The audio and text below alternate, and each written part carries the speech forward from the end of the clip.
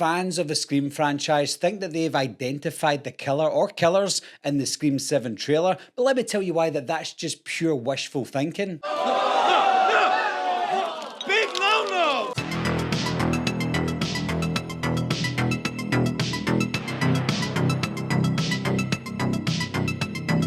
Hi guys, my name's Barry and welcome back to the channel. In this video I want to talk about how to identify or how not to identify the killer in the Scream movies based on the Ghostface killer's movements, grunts, voice, etc. Because a lot of comments that I get on my Scream videos and a lot of comments that I read online is, I think such and such is the killer because they're around this height, or they're left-handed, or they're right-handed, or they've got a feminine voice, or they sound like that in real life.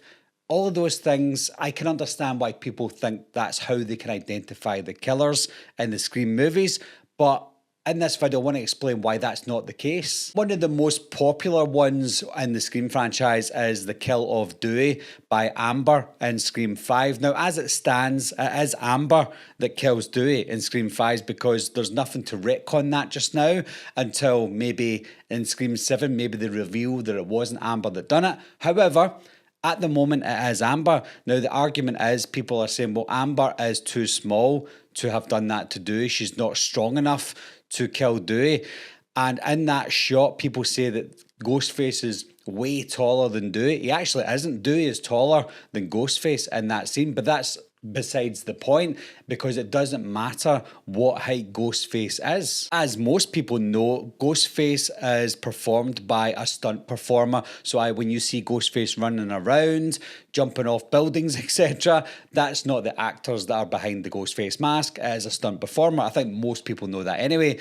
But a lot of the time, the Ghostface reveal, when they lift off the mask, you see the actor. So that's really the only time they wear the mask or are under the mask is when they're revealing themselves to be the Ghostface killer. In fact, Stu Macker, played by Matthew Lillard, never even wore the costume at all. And in some cases, there were more than one stunt performer per Scream movie. Like in Scream 1, we had Lee Waddell and Dane Farwell. In Scream 3, we had Brian Avery and Jeff Brockton. That alone changes the height differences throughout the movies. And I know that you might think, well, if there's two stunt performers, they're acting as two different characters in the movie. Again, that's not the case. Even out with those stunt performers, there's other people that wear the mask within the movies as well. So it doesn't have to be stunt performers or actors.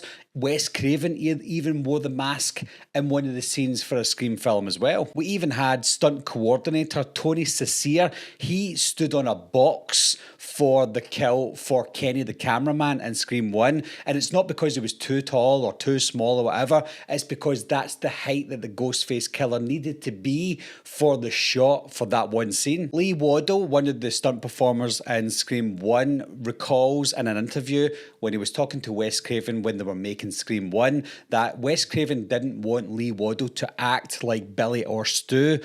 Wes Craven wanted Lee Waddell to act like a ghostly figure, like Ghostface. So if they're acting like Ghostface, they're not trying to be or mimic the movements of Billy Loomis or Stu Macker. If they tried to do that, then the audience would guess who the killer was pretty fast. Remember, it's a whodunit movie. We're not supposed to know who it is until the reveal. So instead of acting like Billy or Stu, they were told to act and move like a ghost-like figure. That's also down to, for example, the hand coordination of the Ghostface killer, depending on what the scene's supposed to look like. If the Ghostface killer is supposed to come in from the left-hand side and they want to use the right hand, they can't really do that, or the left hand in this case. They can't do that because their face will be covered. The camera won't see their face with the left hand, so they'd have to switch to the right hand even if they're left-handed. And it's the same if they're coming in from the right. If they hold up the right hand, then it's covered, the camera is covered by their hand, so they have to use the left hand in that instance. So it's not about being left-handed or right-handed, it's what Wes Craven, and this is what he said, is what he wanted for that shot. If it doesn't look right with the left hand, they'll change it to the right. If it doesn't look right with the right hand, they'll change it to the left. It's not, they don't go, okay, Billy Loomis is left-handed, so we must use the left hand so that we can show clues that it's Billy, because again, that would give it away and it's just too much. Why do you want to know my name? I want to know who I'm looking at. As we all know, the Ghostface killer's voice is Roger L. Jackson. It's not Roger L. Jackson making the grunting noises, that is the stunt performer at that point, but Roger L. Jackson does the voice of Ghostface. Another reason that we can't figure out who the killer is from what he's saying, because he obviously doesn't sound like the killers. If you hang up on me, you'll die just like your mother. Now, here is the big one. This is the most important key for any Scream movie, and that is the actors, even the ones who are going to be playing the Ghostface killers, don't actually know they're going to be Ghostface until the day that they're shooting to be Ghostface. So Scott Foley, for example, in Scream 3, he was given the script as Roman. He was reading the script as Roman and he was acting as Roman. But it wasn't until they started to shoot the days that the Ghostface killer revealing themselves as the Ghostface is that Scott Foley found out he was going to be Ghostface. So when the Ghostface killers were killing people in the movie, the stunt performers didn't know that it was going to be, for example, Scott Foley's character, Roman. So they didn't know how to prepare to be Roman because nobody knew that it was going to be Roman, the Ghostface killer. So, and it's the same with the voice and the movements and stuff of the Ghostface killer. There's no point in trying to build yourself up to be Roman because whoever's reading that script doesn't know it's Roman until Roman finds out that it's Roman. It also takes us back to Scream 5 when Amber says to Dewey, or when apparently it's Amber that says to Dewey, It's an honor. and then kills Dewey.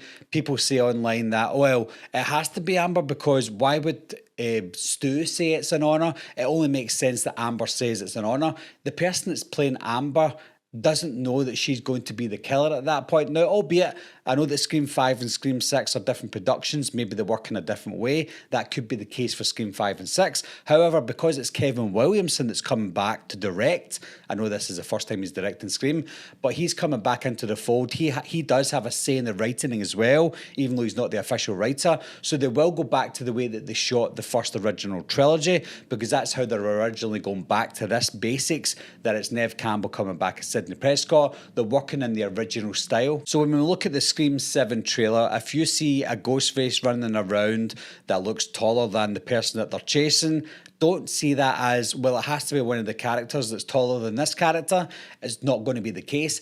In that scene, at that moment, whoever that person is under the mask doesn't even know who they're trying to be, because they don't even know who the killer is until the killer is unmasked when they're filming the movie. I guess this message is more for the new fans of the Scream franchise, and that's not a knock on them. I think new fans of the franchise are generally younger people, and when you look at the younger audiences watching horror movies, they tend to want more realistic horror movies. It's not a bad thing, but they tend to want more realistic horror movies, so they try and analyse things in a more realistic way. If they see someone this height and someone this height and the killer is this height, they would probably say, well, the killer has to be this person and not this person, where it could still be the smaller person. They just don't show it in the Scream movies. If you look at movies that are based on real life, yes, you kind of want that more realistic approach to making those movies, but this is a Scream movie, and it never was the intention for Wes Craven to want you to guess who the killer was based on movement, based on height, based on grunts, none of that. In all of the Scream movies, even the ones featuring the female killers, the killer had a male grunt. In the Scream movies, look at Scream 6. When you hear the male grunt of the person trying to kill Gail in the apartment in Scream 6, that turned out to be a female killer in the end. It was a good way to get off the suspect list. Stab Gail Weathers. So it doesn't matter what they sound like, what height they are, what build they are, none of that matters. Even the strength doesn't matter. When you see Amber beating the shit out of Dewey, then you just have to accept that that's Amber. Now, it might not be Amber because they can retcon anything in the Scream franchise. Until the Scream franchise is officially finished, anything can be retconned, and that's not just the same. That's not just with Scream. That's with any movie franchise. Anything can be retconned at any time until they officially pull the plug and it's complete. It's done. So it is Amber that killed Dewey at this moment in time, but because the franchise is still running, that could be retconned at any moment. Now, I know that a lot of people already know the rules of the Scream franchise and what to look out for and what not to look out for guessing who the Ghostface killer is. I know that. This isn't a video about trying to educate you on that, but there are a lot of people out there, especially the new fans, that don't quite know that that's the case just now. So hopefully newer fans of the franchise are watching this video, and there's some things you can pick up on with that. If you want to as well, you can go back to the older interviews with Wes Craven and Lee Waddell, and they explain what they don't want you to guess when it comes to looking at the Ghostface killers. So hopefully this clears a few things up for you. But with that being said, guys, with the Scream 7 trailer, do you think there's anything in the trailer that shows that it's obvious who the killer is? And please don't say because of their height, because of anything like that. What do you think? And also, did you know about the rules of guessing who the Ghostface killers were? As always, leave your thoughts and opinions down below. Let me know what you think, and I'll talk to you soon. I'll be right back. What are you waiting for, huh?